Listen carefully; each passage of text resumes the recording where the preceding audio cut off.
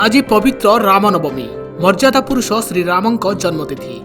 आज दिन में पापर क्षय धरापृष्ठ को ओह्लैथिले मर्यादा पुरुषोत्तम श्रीरामचंद्र। रामनवमी को नहीं आज सारा देश उत्सव मुखर। सेपटे प्रथम थर पर अयोध्या रामलाला दिव्य दर्शन हेबो। सूर्य तिलक अभिषक्त हेबे रामलाला। मध्याह्न 12 4 मिनिट जाए सूर्य किरण रामलाला मस्तक को सुभषित करिबो। एही समय प्रभु श्रीराम मस्तक सूर्य किरण पड़िबो एवं राम मस्तक चमकी उठुवा देखा पाइबे श्रद्धालु। एभली अभूतपूर्व कार्य रामनवमी दिन करा। सूचना अनुसार आज 12टा 4 मिनिट समय सूर्य किरण राम मंदिर थिबा दर्पण उपरे पड़िबो। दर्पणरू रिफ्लेक्ट होई पीतल पाइप माध्यम किरण जाई अन्य एक दर्पण रे 90 डिग्री रिफ्लेक्ट हेबो।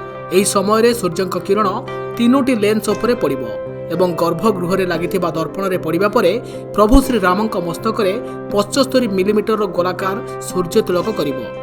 एहा सह राम मंदिर एक नुआ इतिहास हेबाकु जाउछि। आउ आज 12टा 4 मिनिट रे एही सूर्य तिलक देखिबे हजार हजार श्रद्धालु।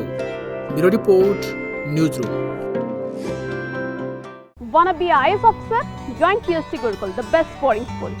For plus 3 teaching and coaching by Bajirao IAS Academy, call 9438 782020.